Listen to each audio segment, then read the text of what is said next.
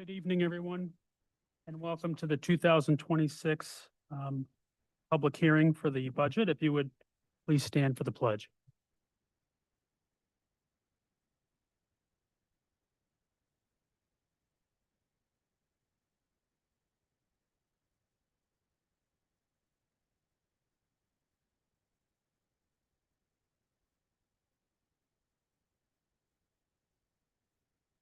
Okay, now I'd like to introduce Don Keegan to go over the budget with us. Well, thank you, Mike. I'm gonna hand it over to Dr. Ward, but first I'll just today we're going to cover the same highlights we normally do when we present the budget, and we're going to talk about the process we went through, our revenues, our tax levy and rates. We'll overview fund balance and reserves. Of course, we'll talk about expenditures. We are proposing to purchase vehicles again, and we have the Salina Library proposition, and then some basic vote and election information, and the actual ballot propositions that the voters will see. And so I'm going to turn it over to Dr. Ward to lead us off. Sure. Thank you, Mr. Keegan. So many times when we're talking about budget with public, sometimes people ask us, what's our return on investment? What are we getting for this? So we thought we'd share some recent data as far as success stories for our district. So the first piece is our emphasis in ELA and math proficiency. At the time we put this slide together, our proficiency points for ELA is up 12 points, and the statewide average is 7. So if you think about it in terms of we're almost doubling, not quite, but almost doubling the growth rate from one year to the next compared to New York State. So that's something that we want to emphasize. We're having success. Also, consistently improving graduation rates. That is the district number, 89%. Kristen Hill will tell you that her high school is over 90% graduation rate. And so every year for the past 3 years, we've gone up 1%. We started at 86 3 years ago, and now we're at 89%. So that's our graduation rate. Increased student engagement in academics, arts, and athletics. Those participation numbers have gone up tremendously. Continued focus on student wellness and social emotional learning, and our focus on creating a welcoming and affirming environment for all. A couple of things we want to highlight as far as, again, where do our tax dollars go? There's some projects and things that have happened. So recently we opened up our CNS auditorium. It's brand new. It's an amazing space for our kids to learn and grow. Then we have district-wide expansion of air-conditioned learning spaces. For those who might not remember from last year, 8 of 11 of our spaces, buildings, our classrooms are air conditioned. So we're still working on that as a school district. And then ongoing safety and security upgrades, mainly in the main vestibules of some of our buildings. So that's just a shot of our new auditorium during one of our shows. That show is Mary Poppins. So one of the things that I brag constantly about our district, but this is one of those things. So I don't know of another district that can fly students during shows. And that's something that, we're proud of. And it was an amazing performance by Mary Poppins and our whole cast. Lakeshore Elementary is opening this fall. So basically, the finishing touches are being done now. We're 95% ready to go. We are going to host staff and different folks out there probably within the month or so.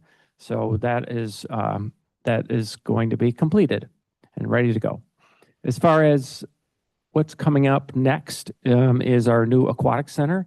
For those of you who have been over to CNS, if you're out by the athletic fields, you'll see walls have been constructed on 3 of the 4 walls. Lots of concrete, lots of steel work. All of those things are happening. I was over there the other day, and there seemed to be 6 or 7 people on the roof. There's a lot of movement going on over there, and we anticipate that opening next school year in the winter.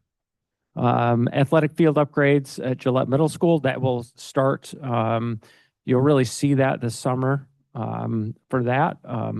And then continued investment in modern student-centered learning environments throughout our district.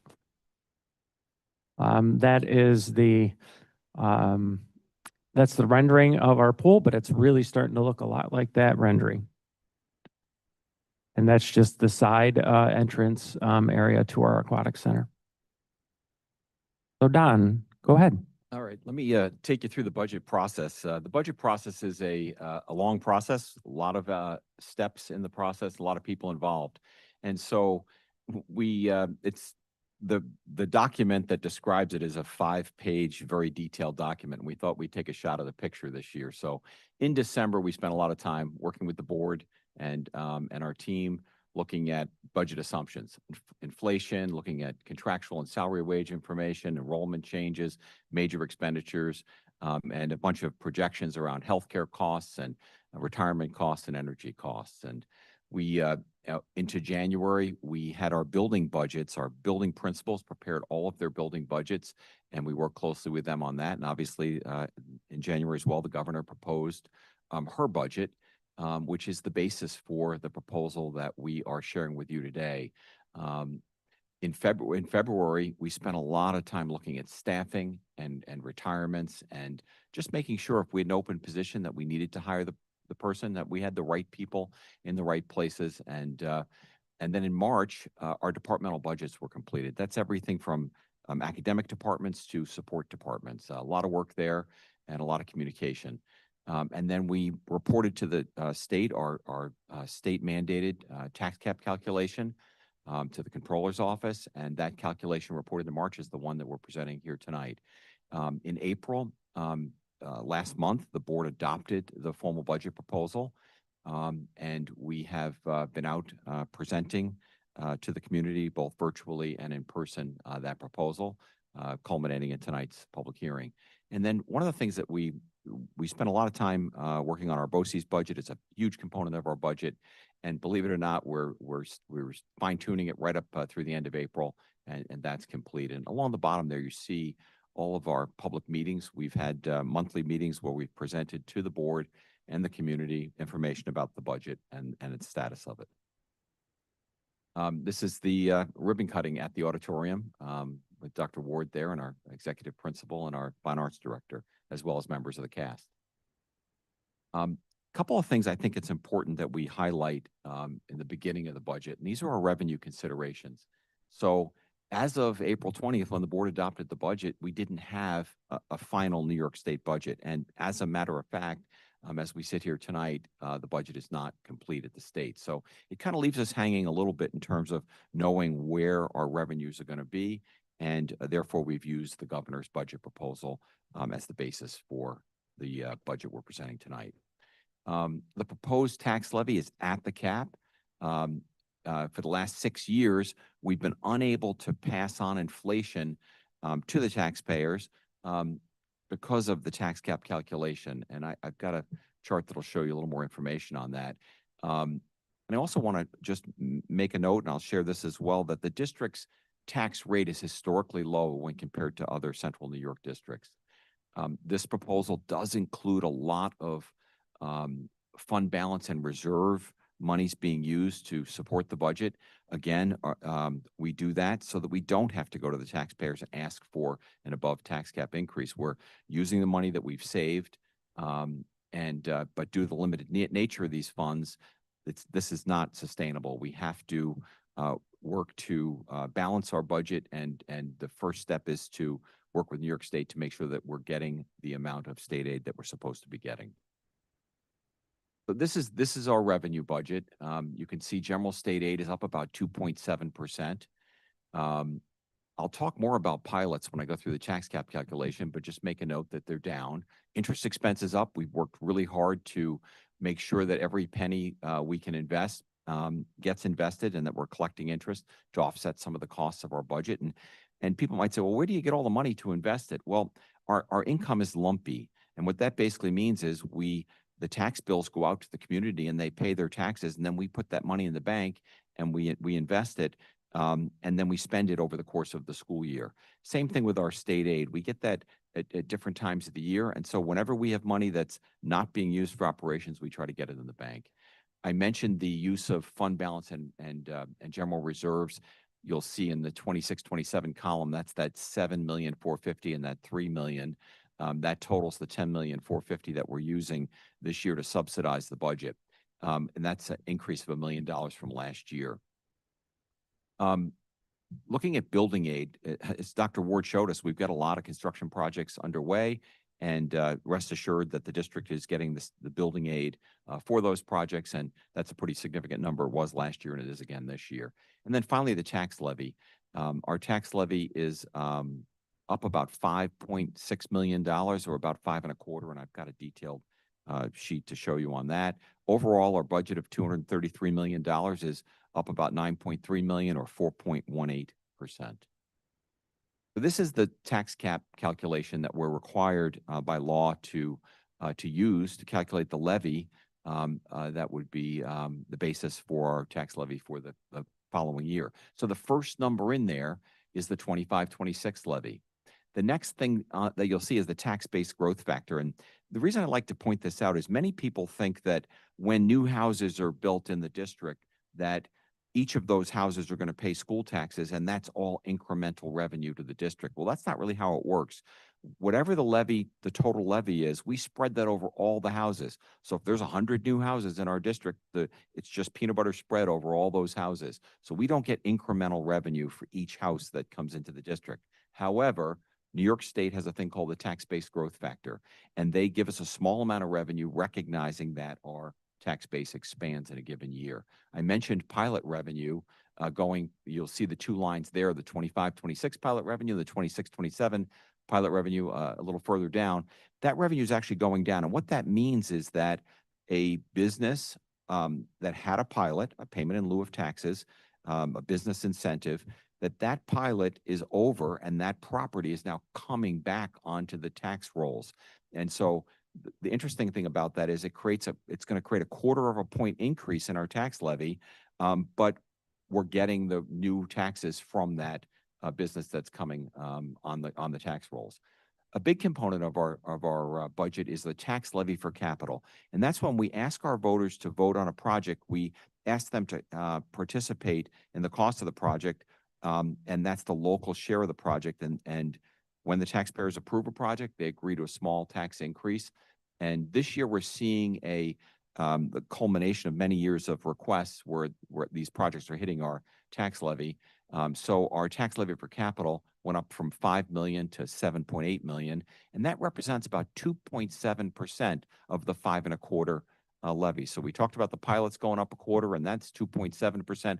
That leaves 2.4% that really represents ongoing operations. So again, our tax levy is up about $5.6 million, or 5.25. And I think it's important to note that the Micron pilot, although that's been agreed to, that wasn't in effect prior to the cutoff date of March 1st, and therefore there's no pilot payment from Micron included in the tax levy. A lot of numbers, a lot of bars here, so just bear with me as I explain this. The gray bar is inflation for the last 6 years. So it lists, so you can see in 2021, 22, inflation was 7%. The green number, it represents the amount in the green portion of the bar. That represents the tax levy for operations each of those years. And you can see 2.05, 277, 2.52. You'll notice in those years, the total levy in 21, 22 was 3.05%. 1% of that was voter-approved capital projects. And so the blue bar in each of those, the blue portion of the bar in each of those years represents the tax levy for capital. The green bar represents the tax levy for operations. And I want you to note that in each case, the number to support operations is less than inflation. As a matter of fact, for the last 6 years, the average tax levy increase, including tax levy for capital, has been 3.46%, while inflation over that same period has been 4.29%. I mentioned earlier that North Syracuse has a relatively low tax rate. And the reason for that, and by the way, this is the tax on true value. And the reason it's the tax on true value, that allows us to compare it to other districts. So every one of those bars there is the tax rate on true value, the full value of the properties in those towns, and we're comparing our rate to theirs. And you might say, well, why is our rate so low? Well, one of the reasons our rate is lower is that when the tax cap happened in 2012, some districts were more prepared. They had their reserves were built up and their fund balance was built up, and their tax levy had been built up at the time of the tax cap going into place in 2012. One thing about North Syracuse and our prior administration, prior boards, and this is not a criticism, it's actually a compliment, very conservative. Their attitude was, we do not want to tax people more than the amount of money we need to run the school. And that's what they did. So they didn't build up our balance sheet for different reserves and whatnot. And as a result, when we entered the tax cap era that started in 2012, we were a little lower, and we have not caught up because we've lived within the cap. So we have the lowest tax rate on true value of any of the large suburban districts in central New York. This is a chart that shows our fund balance. And so the comptroller's office would like school districts to have a fund balance of 4%. Our fund balance at the end of last year was 3.76%. Again, we're trying to stretch every dollar to make sure that we're supporting our school operations. At the end of this year, we're projecting that our fund balance will be $6,663,000, or about 2.85% of our budget. Again, below that 4% number. I mentioned earlier that using our fund balance isn't sustainable. We can't get to the point where there's no money there. And that money represents our savings account. That is truly the extra money that we have. And I would just challenge anybody to look at their paycheck or look at their annual income and just picture if all the money in the world they had was 4% of that amount. That's kind of a scary thought. And when you think about a school district, we have 2.85% of our budget in our fund balance. We also have some reserves. And it's very important to note that each of these reserves is for a specific liability that the district has. So tax certiorari, what tax certiorari represents is there are people in our district that are contesting their assessment, mostly businesses. And we have an independent evaluation performed by our attorneys that says, this is how much we think you will have to settle those tax certiorari matters for. So we have $2,391,000 as of the end of the school year that we estimate we'll need for those tax certiorari matters. Workman's compensation, got a lot of employees, and unfortunately people get hurt on the job. And so we have another independent group, a third-party administrator, that tells us this is how much you need to have available to pay claims and to pay for workman's comp settlements for injured employees. And let me just explain the implications. If we didn't have those claims, or we didn't have this money put aside to cover those claims, when we had to pay a workman's compensation claim, we'd have to take it out of our school operations, and that would impair our ability to educate our students. So each of those reserves represents a liability that the district has, and you can see that our reserves are going down, 27 million down to 26 million, and that 26 million does not include the reserves that we're committing to use in the 26-27 school year. That's another $3 million. So those reserves really are going down from 26 to 23, and they were 27 at the end of last year. Another great picture, we've got some really smart kids that participate in Math League, and they competed recently at the junior high and won first place, and we're really proud of them. Let's talk about expenditures. So the first line in there is salaries, and you can see it's going up 7.2%. So I want to just make sure everybody realizes our employees did not get a 7.2% raise. What that represents is a couple things. The first thing that happens when we put our budget together is that we factor in contractual increases. And then what happens once the school year starts, sometimes we'll have a student move into the district that has special needs. The business office has no influence on the services provided to our special needs students. We have a committee for special education. They evaluate that student. They determine what the setting is the student needs to be in, OT, PT, speech, other services. and we provide those services. The good news is we do get some extra state aid to support that. So that's one factor. The other factor is that this year we worked with our BOCES and we evaluated some special programs that BOCES was hosting on our behalf, and we were paying through our BOCES programs. And so we determined that the vast majority of those students were North Syracuse students. So we decided to take over that program. And so that's why the BOCES budget's going down and our salary budget's going up, because we need to hire special ed teachers, OT, PT, speech, et cetera, to support those students, and teaching assistants, very importantly. And so that's the shift between BOCES and our salaries and wages. Another line item I'm really proud of, nationally, benefits are going up 8 to 10%. Our benefits are going up about 5.8%. We have a collaborative group. We work very closely with our teachers union in a health oversight committee, and we look at opportunities to preserve the quality of our benefits while driving out costs. We work with third-party administrators. We're self-insured, and we've really tightened that budget down, and so it's only going up 5.8%. We've got some other pluses and minuses in there, but just like our revenues, our total budget is $233 million, or a 9.3% increase, or 4.18%. It's a balanced budget. We are going to buy school buses this year. We do every year, and the reason we do that is that we don't want to have many buses that are over 10 years old.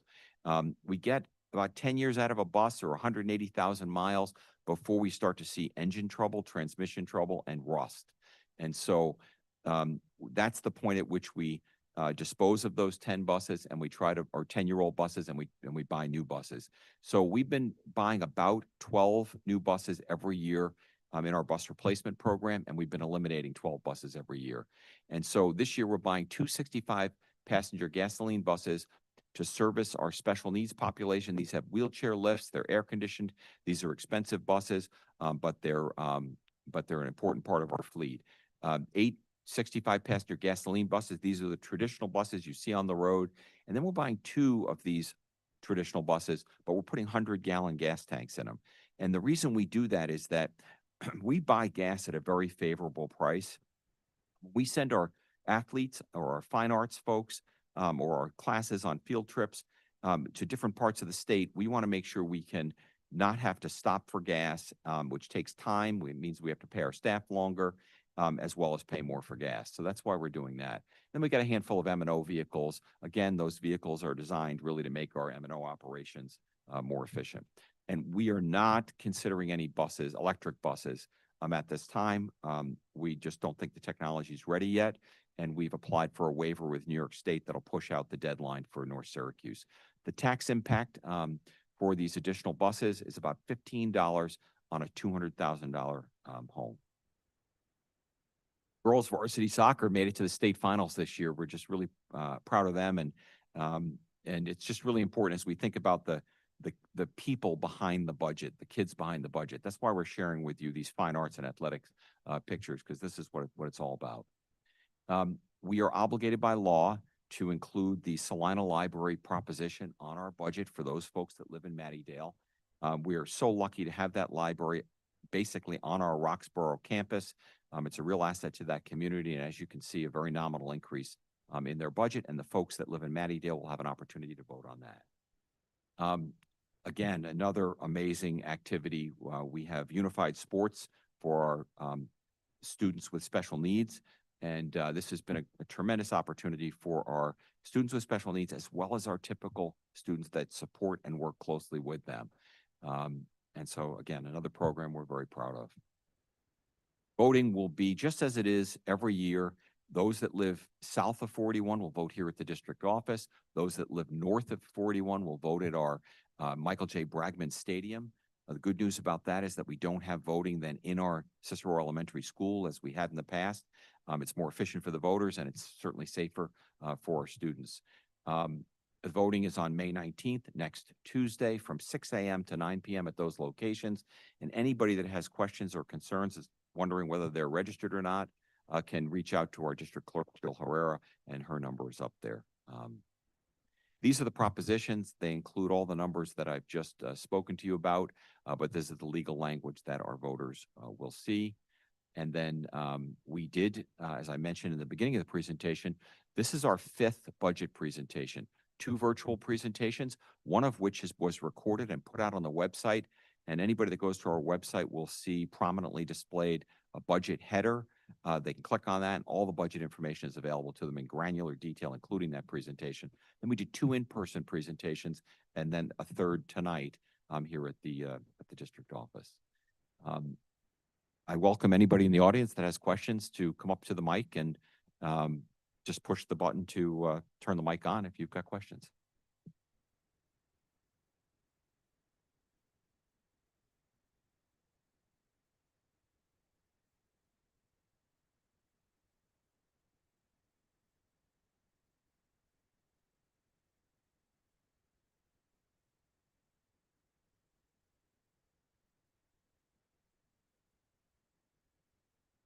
Okay. Start with this. I graduated from high school down across the field in 1980. Yes. Been in Ellen Road in Roxborough. My question is, well, we're spending all this money. What is this for? Dr. Ward was sharing with you that we could make Mary Poppins fly. One of the problems with the high school auditorium, when that auditorium was built, it's really undersized for the size school, and it has really been inadequate to run fine arts productions. So that's called a fly tower. And what that allows us to do is move sets up and down, curtains up and down, and it allows for more professional productions. It's similar to the capabilities we have at the junior high. We just didn't have it at the high school. So we built that fly tower, and then obviously to make it so it didn't look like a bunch of cinder blocks, we put a CNS logo on it. The other question is like Bearwood School, all this white siding. Why? Brick holds heat. Well, it's a great question. I can't defend, I'm a finance guy. I can't defend the design. We've had some people love it and some people don't. That building is very energy efficient. And those panels are cheaper than a brick facade. And so we were just trying to be responsible. Higher maintenance, because you gotta clean. Well, That was money poorly spent. Here before, brought this up, fencing the buses. I use Taft Road a lot, and I go by the transportation complex. Fenced in vehicles like all that, it's open on weekends. This weekend, the buses were there sitting with all their doors open. Critters have a tendency to climb in things. Now, I worked at 2 places that said protect your assets. Someone isn't protecting our assets. we appreciate that feedback, and I'll talk to my transportation director about that. The other thing I had was, electric buses. I know something about lead acid batteries, okay? Prime example is a couple school districts that have electric buses. Outside of Montreal, can't remember the name place, they had one of their electric buses, the battery failed. Burned the bus right to the ground. All there was a pile of aluminum.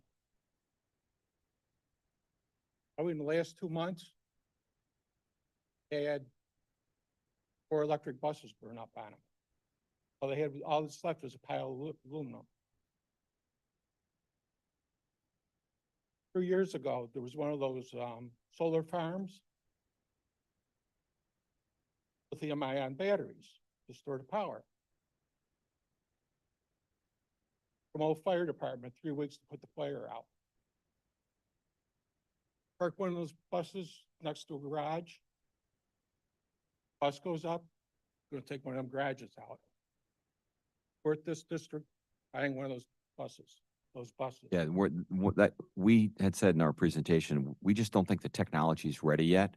And some of the concerns that you've shared, others have shared with us. And so we're just taking a pause and evaluating the technology, and we've not. Think about this, lead acid batteries, all that's gonna happen is they'll go bad and they smell like a rat bag. Might burn the terminal out. They're gonna wipe out the whole bus. Worked on a lot of it where I work. lead acid batteries. All it does is burn the terminal off, and all that's gonna happen is the computer's gonna die. Big, you're not losing the whole bus. Fortunately, the way the state of New York works is people in Albany don't have a clue how this stuff works. I was involved in one kind of sideline to a one state project. The way the project ended up is they had to keep calling Albany, get okays and stuff.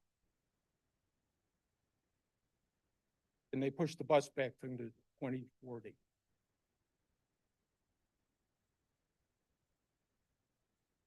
I wouldn't buy a car with lithium batteries. All it does is they can't put them out and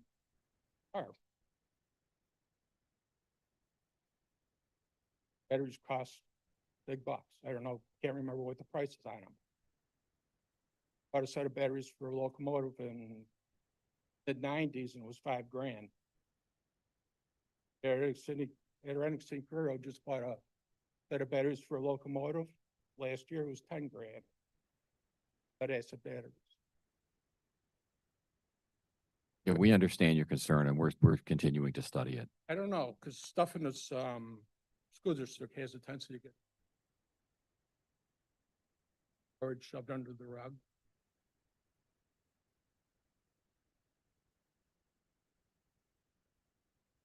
Like I said, someone with the buses, East Syracuse, Manoa, because I go out there a lot. Other buses are fenced in.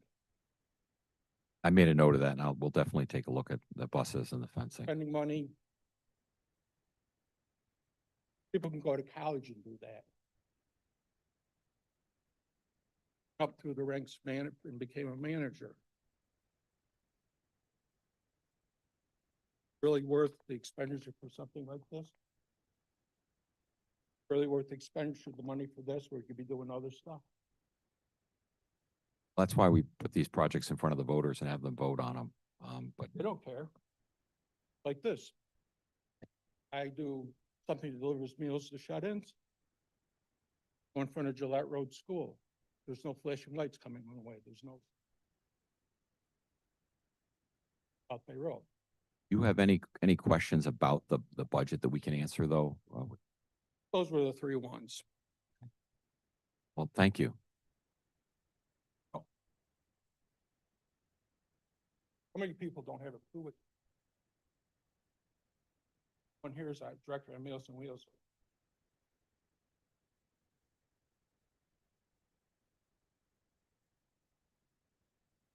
Anyone else?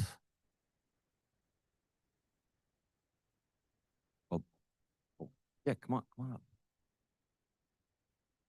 So that people can hear you, people from home. I can't find the number. We got a number two. Yes, You We- have here. yes, it is. Yep. We've eliminated the last couple of years through attrition, we've eliminated quite a number of jobs. We're trying through retirement to right-size the organization. I don't have, off the top of my head, I don't have off the top of my head. Thank you. Any other questions? Thank you. Thank you, Dr. Ward. Thank you, Don. Just to close out the public hearing this evening, I'll announce in alphabetical order the Board of Education candidates for this year. There are 5 people running for 4 seats. We have Carol Gaynor, Joshua Ludden, Cheryl McDonald, Michael Marizio, and Michael Schuzda. Okay, at this time, I will adjourn the public hearing. Thank you.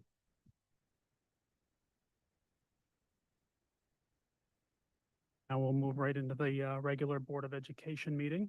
So welcome, everybody. If you would please stand and join me in the pledge.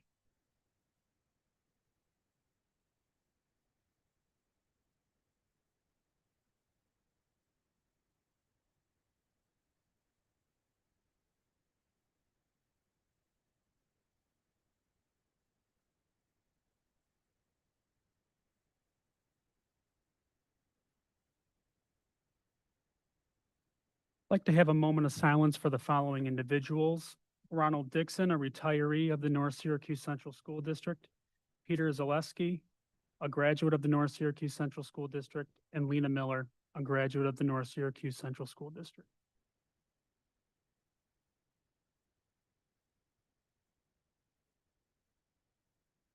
Thank you. We have two presentations this evening. The first one is the Optimist Club Oratorical Essay Art Contest Student Recognition Presentation. Welcome, come on up.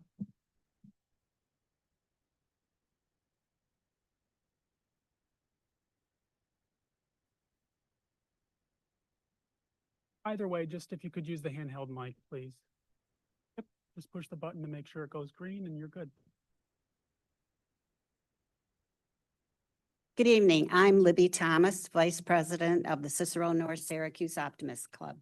Our club was chartered in 1990. We would like to show you a short video about our club.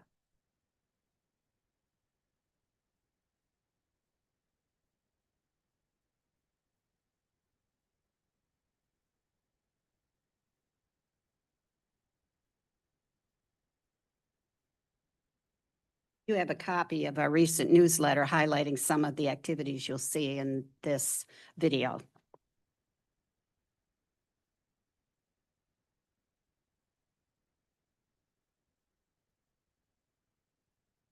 We're very proud of the essay contest and the oratorical this year. I will be giving you a little more information about that.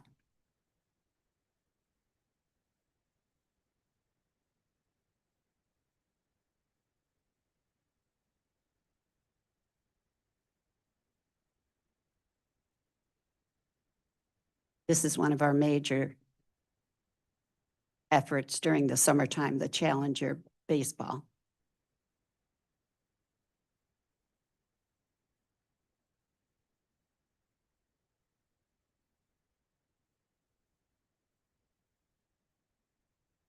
When there's snow.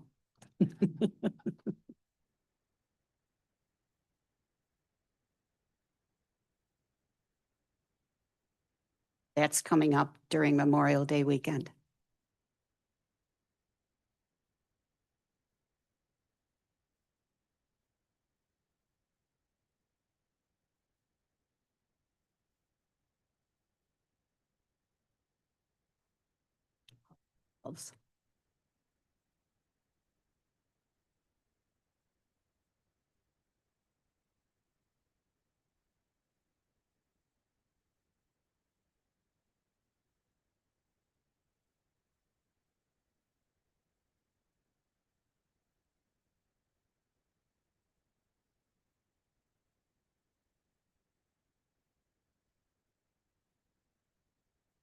Always providing hope and positive vision. We try to bring out the best in our youth, our communities, and ourselves. Join us.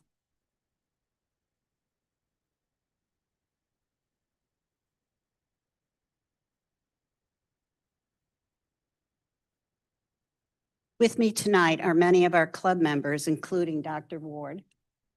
Also standing with me is President Liam Byrne of the Cicero North Syracuse Optimist Club.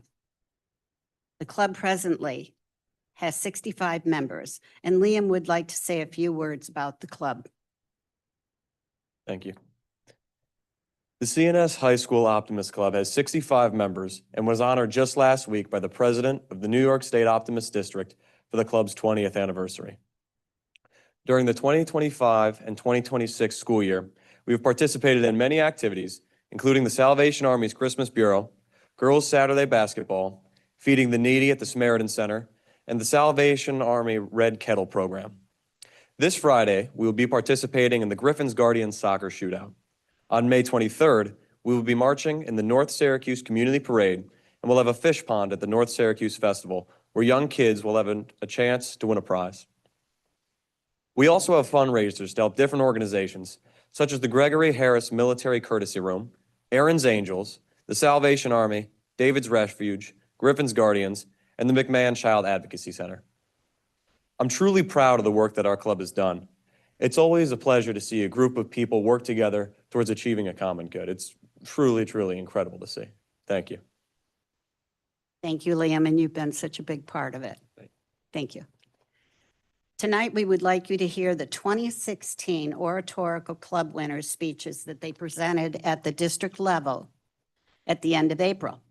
The topic this year was "The Moment I Realized I Belonged, My Definition of Community." First, Alexis Sturgeon.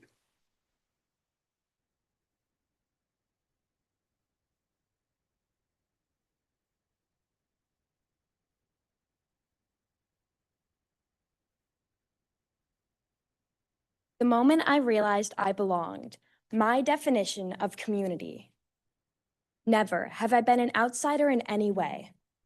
I've never been the kind of person to blend in with a crowd, but I've always fit into one group or another. I've always been participating in numerous clubs and activities, but this added to the fact that I never felt connected to any particular group.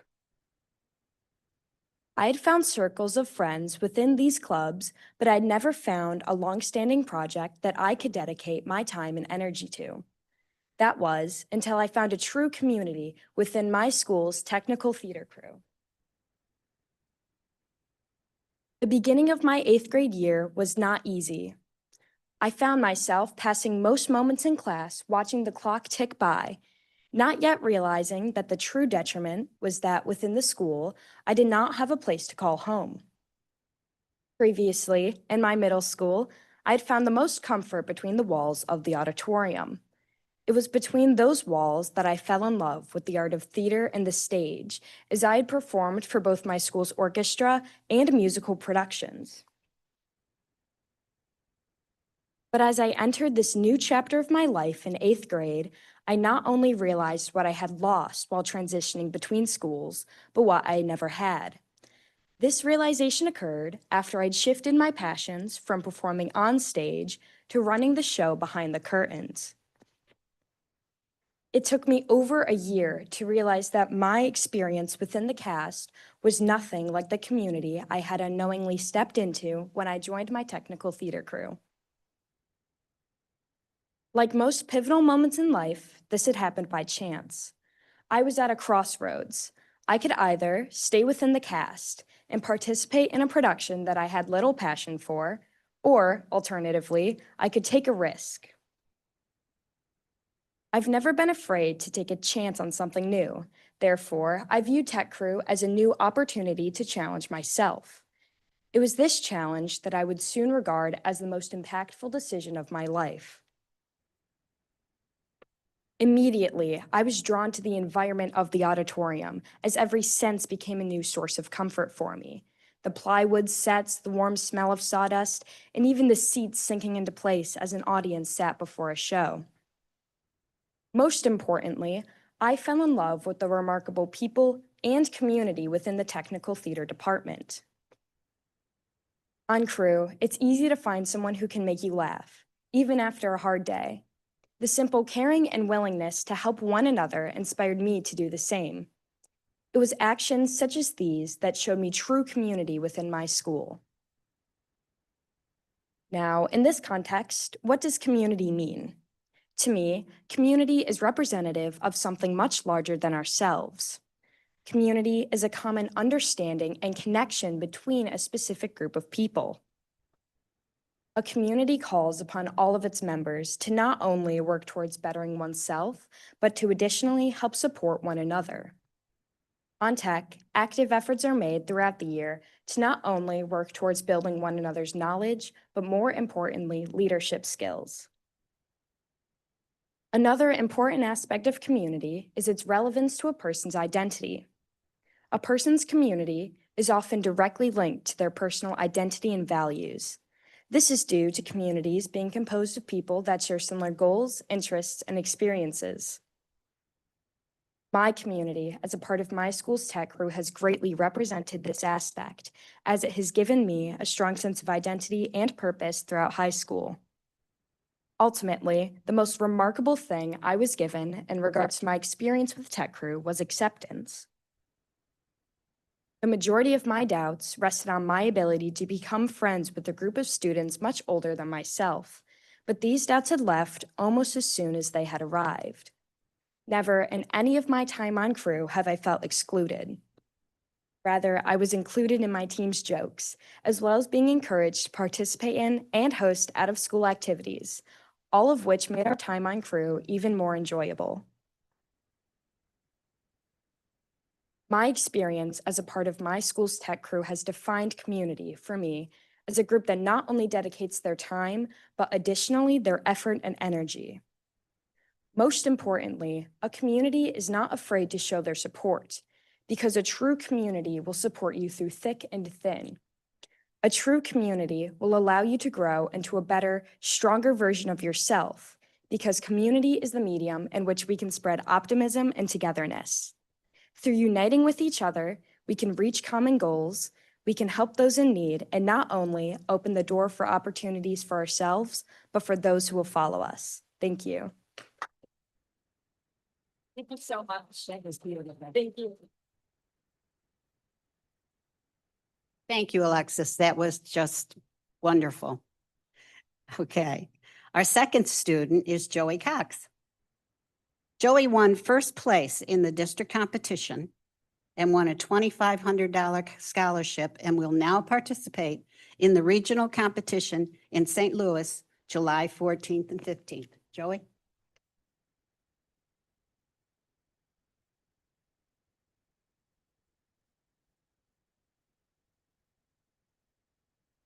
The moment I realized I belonged, my definition of community. I was never really drawn to sports. Like many kids, I grew up playing baseball, football, and basketball. Over time, the practices bored me, and the endless running turned each game into a chore. Eventually, I quit. I stopped playing and even watching. I became an outsider. I didn't want to be reminded of the dread I felt each time I stepped onto the field. Recently, however, something changed. The kid who once disliked sports was now enjoying them. I watched every game I could, from hockey to football. My eyes were fixed to the screen. I started following teams and becoming invested in their journey towards becoming champions. I even found myself enjoying backyard sports, playing catch with my dad, or even throwing around the football. I can't describe or explain the single event when it became clear, but one defining moment sticks out. It wasn't obvious at the time, but meeting one of my best friends truly changed who I wanted to be. It all started on a cool fall night, perfect for some high school football. I was in vocal jazz practice with my new best friend when he started to leave early. He told me he was going to commentate a football game. This new friendship was the spark that ignited the flame, the catalyst for the chain reaction. The next practice, he asked me if I'd be interested in becoming a part of the school's broadcast network. I thought I would try something new. I was no longer a spectator, but a participant in my newly found community. With each game, my passion for broadcasting grew, and that feeling of belonging was born. Later that same year, my best friend graduated, and I was honored to take over the network. After leading the club through my junior and senior years, I realized that while our club was already strong, it had the potential to serve our community even better. So with the help of my friend, we set our sights to making this club the best it could be and to secure its future. We started by recruiting, helping to expand our membership and grow our crew. We then set our sights on grants, finding any way to raise money to improve our equipment and therefore improve our broadcasts. We wanted to create the most professional and enjoyable experience for viewers at home. While these lofty goals may not all come to fruition during my time here, I know that I am setting up this club for a promising tomorrow.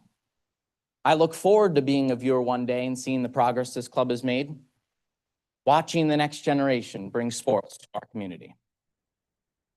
That's what makes it all worth it. Not only do I love commentating sports, but I love the ability we have at our network to bring high school sports to people who can't be present at the game.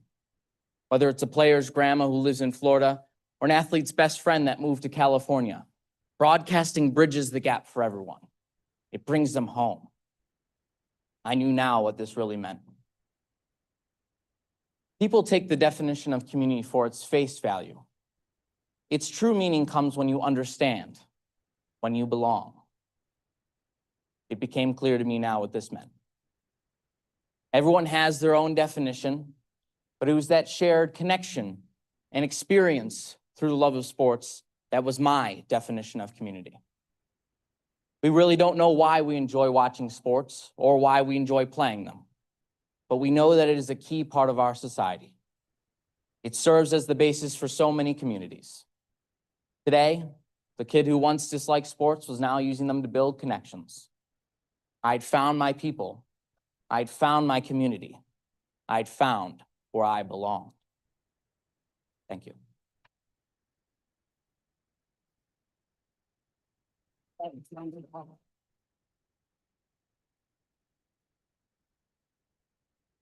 Thanks, Joey. Very special. We would also like to recognize Emma Van Beveren, who won first place in the district essay contest and a scholarship of $2,500 also.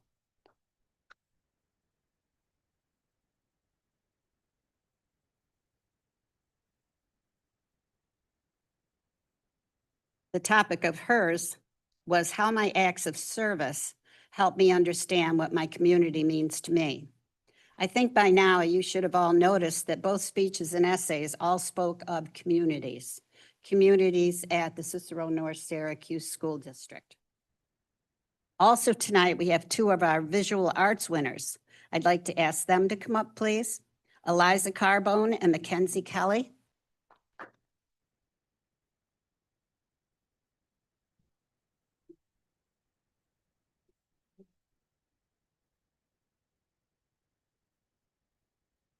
Right. So these are our visual arts winners. Eliza, want to raise your hand? We don't know Eliza, right? Okay, and Mackenzie. All right. So the topic for their visual arts project was Be Bold, Be the Change. Presently, the winning artwork is being made into note cards and soon will be displayed here at the district office. The club would like to thank Daryl Redmond for helping us with this project. Nice job, girls. You can wait here. You can come back up, girls. Come on back up. At this time, Dr. Ward and Mike Maurizio would like to present some certificates to the students. Great, thank you. And I just want to thank the Optimist Club for their tireless efforts in making sure that all of our kids are recognized in special ways. And tonight that is obvious. So the first person we would like to award the certificate to is Joey Cox.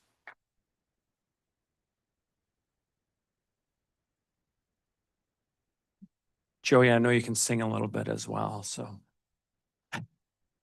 Thank you. The next person is Alexis Sturgeon.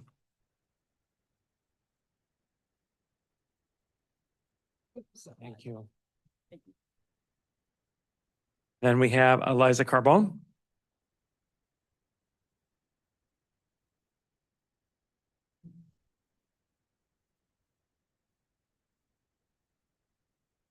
Mackenzie Kelly.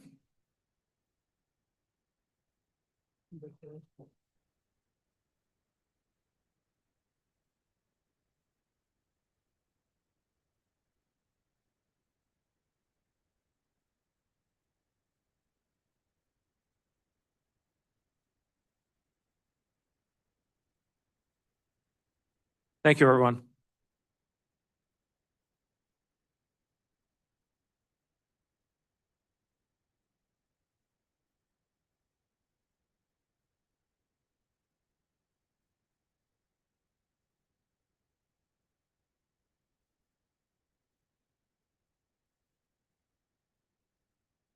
Thank you all very much. Up, I'd like to invite our Career Center overview with Aaron Deaver and Kristen Hill.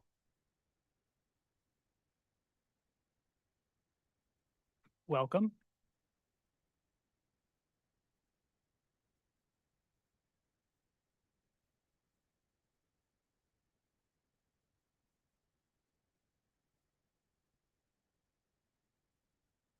It's backwards.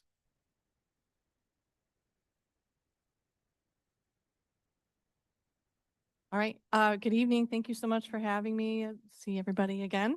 I can't believe it's already this time of year to be doing this again. My name is Erin Deaver. I have had the privilege of running the Career Center for, I figured out, I think it's 17 years now that 17 years. And then I stepped into the Career Education Coordinator position.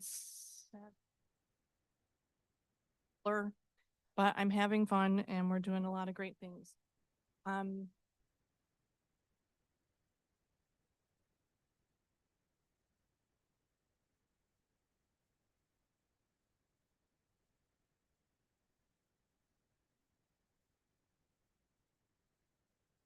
So I do have a website. So for those people that would like to check it out, all of the information, anything that you want to know and is afraid to ask is out there on the website. I organize the annual college and trades fair every year. It's usually the first Tuesday in October. We've had over 80 colleges and universities attend with as many as 12 different trades areas. Very, very well attended. At that same night, the counseling department puts on the financial aid fact night presentation. We have a wonderful presenter who seems to know everything there is to know about filling out the FAFSA form. So that's very informative as well. I organize college visits. We had 53 colleges come in and visit CNS on separate occasions from September through April. Those are done in the Career Center during the school day. We have 2 different time slots for them. It's usually during the lunch block. I also set up the military recruiting visits. We have all 4, or actually 5 full-time branches. We have gotten the Coast Guard back in town, so they have come in as well. We also have Air National Guard and Army National Guard too. So we have a lot of interest in that, and every year we are sending a handful of students, which is really a great thing. Career exploration is one of the primary roles that I have through the Career Center. My goal for students that I work with, I try to have them, have a well thought out plan. I work closely with the school counselors as well. So between us, we're hoping that's our goal. So at least they have something to head out. And a lot of students, they don't realize the different options that they have. I know there's always a push for higher education, which I'm 100% with, but there's a lot of different ways that students can get that. So how I approach career exploration is, let's figure out maybe what you want to do, and then let's determine, what do you need to do that? It may just require certification and an apprenticeship program, or, community college, 4-year university, what have you. So one of the tools that I use that I've had really great success with is the ASVAB Career Exploration Assessment. It is the Armed Services Vocational Aptitude Battery. If you were to Google ASVAB, it's going to come up military, and then usually parents kind of get a little nervous about that. However, there's a whole other career exploration side to the ASVAB, and that's what I use it for. No one's information is ever released to any military branch whatsoever. It is up to the students. If they want to do that, that's fine. And I will help them with that, maneuver that whole process. I am a military mom, so I have a little more insight on that. I offer it 3 to 4, sometimes 5 times a year, depending on student interest. We did October, December, March, and April this year. I had 49 students participate. It's an entire program, so it's not just sitting for the assessment and then you're done. They come back for a score interpretation workshop, and this is where the nuts and bolts are really coming into play. It generates a list of possible occupations where students can go in and explore, and I stay with them until they graduate. So we meet periodically. I find out where they are, what I can do to help out, which leads me to the job shadow program that I have. This is just a one-time, 1-day shadow, half-day, full day, depending on the occupation. Sometimes now it's been more, I've had a few that have done just conversations where we've Zoomed someone because they weren't in the position to do a shadow, but they were willing to sit and talk to a student questions, which has been great. But those are months September through April. I say April, I'm still scheduling because I'm still trying to get people to get back to me. So let's just say June. But right now I've had 57 shadows, which is good, but I'd like to see more. Every year it's a challenge because I could have a company or an organization be willing to do one year and then the following year they're not able to. So it's a lot of clerical, a lot of checking with people, a lot of emailing, waiting for people to email back or contact back. But the students have really had a great experience with that. I've had one student this year, I usually have one that goes back and says, "Oh, Miss Stever, I'm not doing that. Do not want to do that." So that's, to me, again, that's really helpful too, because now they know.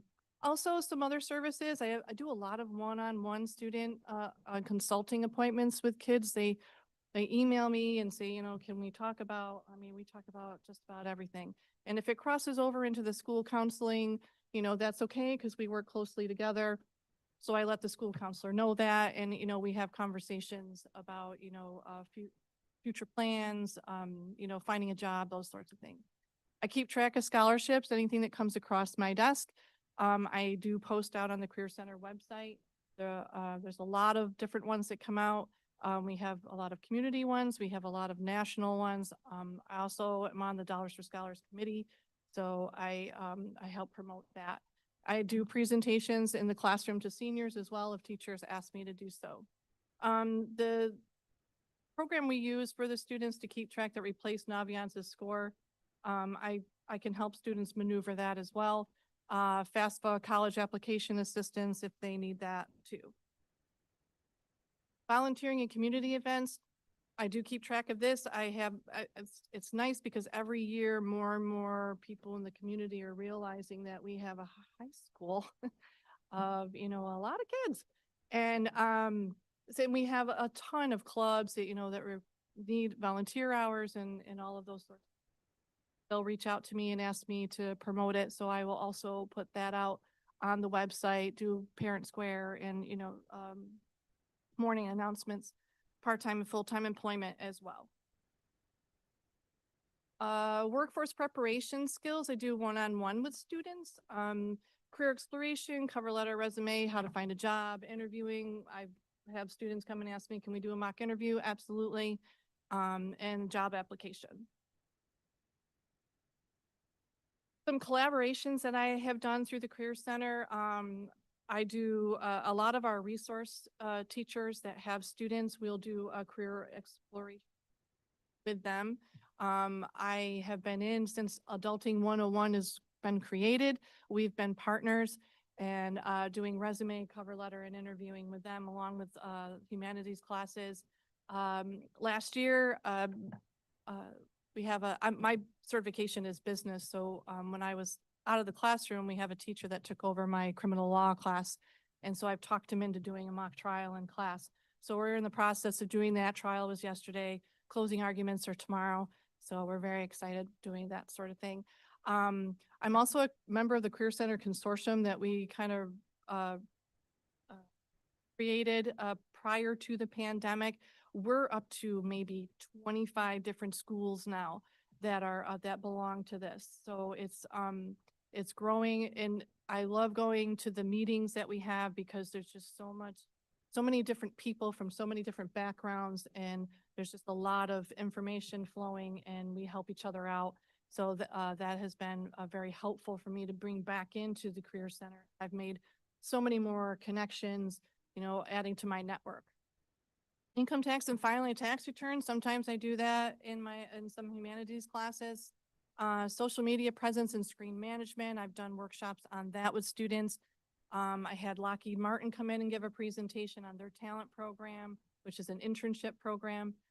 Air Force ROTC, Career Center introduction, just a lot of times in the beginning of the school semester, the teachers will bring their classrooms down because I actually met a senior today that said they didn't know where the career partnering. So I'm trying to reach everybody. Also field trips and events. I take students, a busload of students to OCC, their fall open house. We have anywhere from 30 to 40 kids go. They put on a great program, feed them lunch. They get to explore all the different clubs that they have. They talk to people in all the different academic areas. Business partnership, we brought that back. Yes, an LEPV thing that that went away. And so now I used to be the teacher on the other end, and now I'm coordinating it with Syracuse Crunch Hockey Club this year. It was we have some tweaks, but we felt it went really well. So they're really and they've had job shadows for me. They've been really great. STEM Goes Red was a new program that we were invited to. I took a busload of female students interested in the STEM field. This is put on by the American Heart Association. So they were just focusing on women professionals in STEM fields. So I was able to take a bus full of students to that. I also help out Jen Kushner, who is the Talent Club, taking a look at teaching. I'm her driver. So we do the SUNY Oswego School of Education, Lemoyne School of Education was this year. And then we had our Micron Day at Syracuse University. A lot of fun, very informative. Well, I think around the building, they know if there's a field trip to be had, ask Deaver. She will help you and even chaperone.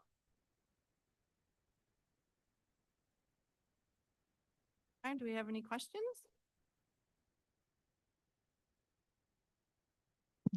Having a new bathroom put in. And the gentleman at Lowe's was in my classroom, and I did a business partnership with Key Bank, and he remembered that. Nice.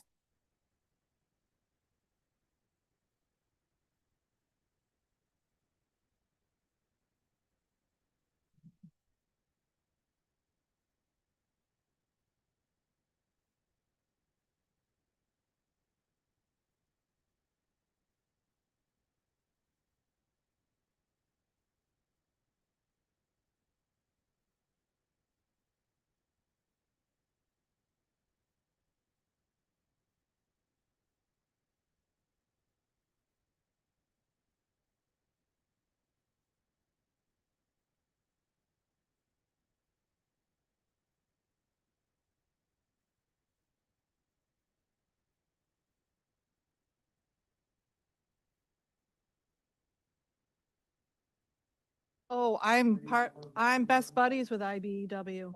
Oh yeah, they're at our college and trade fair. Yep, they're one of the first people or organizations that I reached out to when we were really pushing the trades. And you're exactly right. That's my approach is that, you know, let's find out what route you should be taking for you. You know, I think everyone should have some kind of higher education or additional training after high school, but how you get that is going to depend on, you know, what works for you. And absolutely, I've got kids that I'm sending there all the time. They're on waiting list to get into their apprenticeship.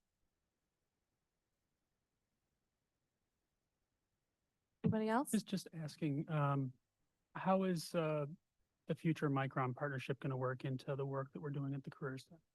Have any plans to further integrate shadowing with them? I know we're doing so much. For me, we're in the infancy stage of that. I'm still trying to figure out what my role is going to be, but I know that I've been told we're hoping to have to open up more, you know, of a job shadow opportunities and maybe even our internship class, you know, having opportunities as well. So I'm still trying to figure it out. It's going to be great. Thank you very much. Always good to see you guys.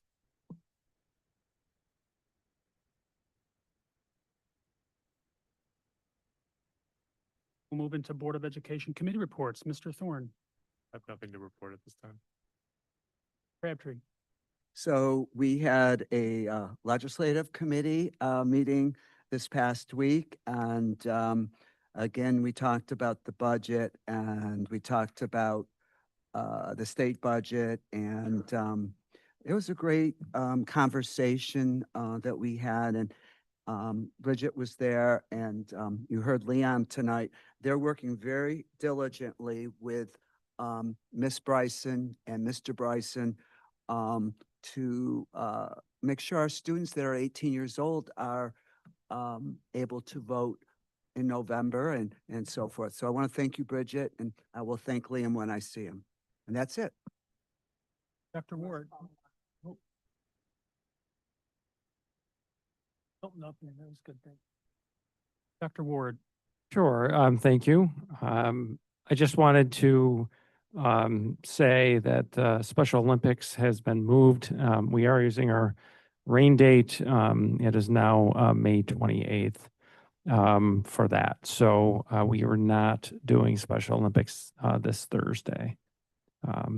That was the committee, Special Education, or the Special Olympics Committee made that decision today. So, and then I just wanted to mention to the board and our public that OSIDA has reached out to us to host a meeting in our district.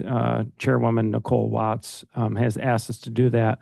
It's going to be Wednesday, May 27th at 4:30 at our junior high library.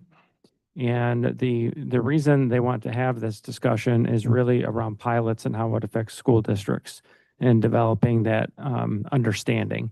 So that's something that Don and I are looking forward to. So again, that's Wednesday, May 27th at 4:30 at our junior high library.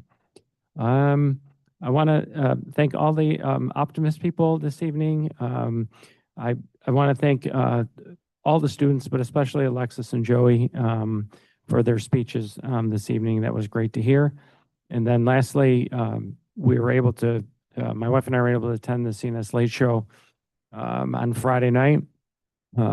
And we walked away thinking, wow, that just such the talent at that show. It was amazing. And the humor was pretty good too.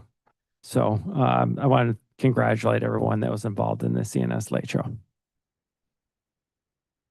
Any board comments?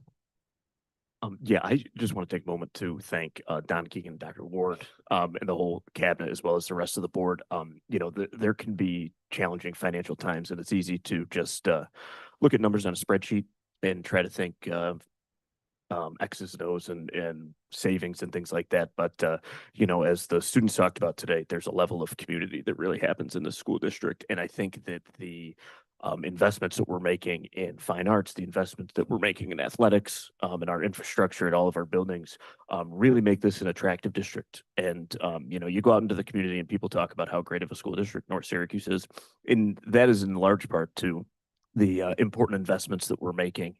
And, you know, while still being fiscally responsible to the taxpayers, especially when you look compared to other districts throughout the entire county. And I just think it's important to put that perspective out there because we're here to have kids be prepared, like Aaron was talking about, for the next part of their journey, whatever that may be. So I just wanted to say thank you and hope that you will all get out and vote on the 19th. I just want to again remind everybody that the board is sponsoring a hole at the June 7th Scholars Golf Tournament. So if you want to donate $20, you can see me about that.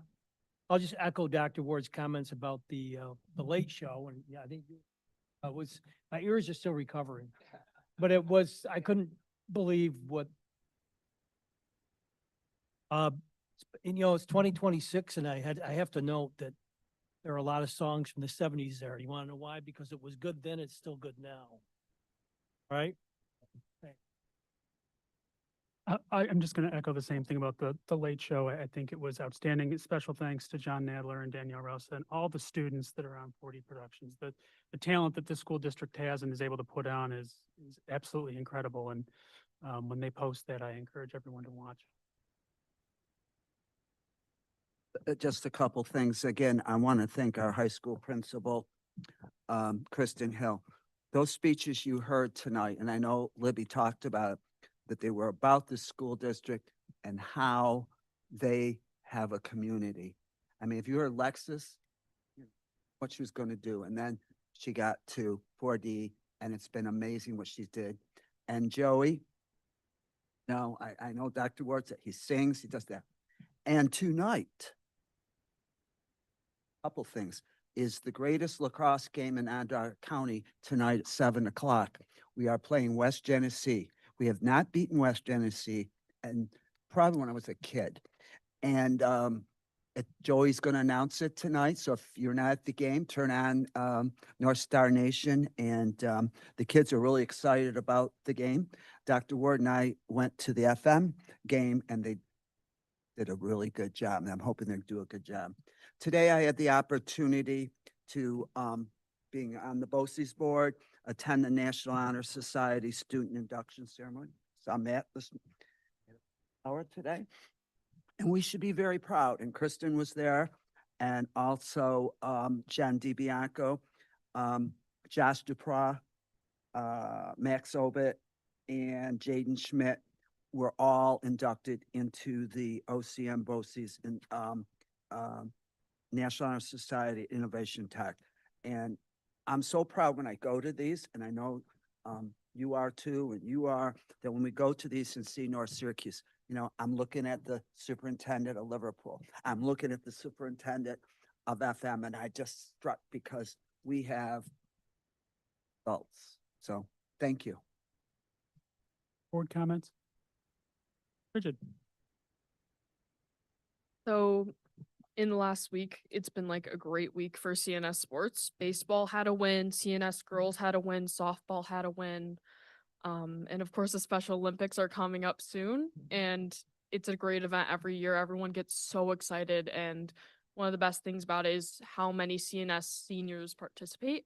And I will be participating, and everybody is so excited, and it's going to be a great day. And Unified Basketball just had their last game as well, another great program.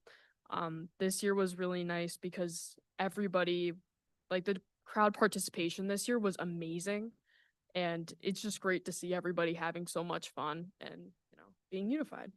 And as Mr. Crabtree said, me and Liam have been working on student voter registration. This week is our presentation week. For those who don't know, we did this semester 1, and this is of course our second semester doing it, but we basically go to each senior PIG econ, AP government, or AP econ class, and we give like a 5-minute presentation about voter registration and how you can register, and we give out little cards that tell you how to check if you're registered that the kids can take home and glance at even, and they're like, oh, it's that simple. Really important, and I think kids are being a lot more receptive to it, and you know, we're really kind of getting better at it the longer we do it. So round 2 is definitely going a lot better than round 1, even though round 1 was great. But you know, it's really nice to kind of perfect it a little, and hopefully it'll roll over into next year, and we're having more younger kids participate in it, like 10th, 11th graders, so that by the time next fall comes around, you know, they can continue it and make it better and better each time. So thank you. Action items. Do I have a motion to place the minutes from May 4th? Paul and Mark, any questions? All those in favor? That is. Do I have a motion to place B and C together as a group, the consideration and classification? Carol and Paul, any questions? All those in favor? That is. Discussion action items. We have the appointment of our poll site managers, inspectors, and certified machine technicians for our budget vote next week. Do I have a motion to approve those as presented? Andy and Mike, any questions? Those in favor? Recommendation for the contract award for the 2025-2026 capital outlay project at Roxborough Road Middle School. Mark and Josh, any questions? Those in favor? Have a resolution to create and abolish a position in human resources. We are abolishing the assistant superintendent for human resources and creating a director of human resources. Do I have a motion to make that change? Paul and Mandy, any questions? Those in favor? Next, we have a resolution to create and abolish a position in our IT department. This is removing a systems administrator and creating a help desk supervisor. That information, by a letter. Do I have a motion to approve those positions? Questions? All those in favor? Have a resolution to Roxborough Road for a 1.0 FD LPN. Questions? Favor? Executive session before we move into personnel. I have a motion to approve personnel A as submitted. Josh and Mark, any questions? All those in favor? Thank you. I have a motion to approve support staff B as presented. Mike and Josh, any questions? Favor? That's unanimous. And do I have a motion to approve C as Bob and Josh? Any questions? All those in favor? That's unanimous. And Sarah, congratulations and welcome.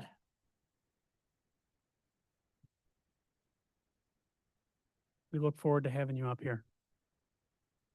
At this time, I'm going to make a motion for an executive session for the purpose of one personnel matter with no action to follow.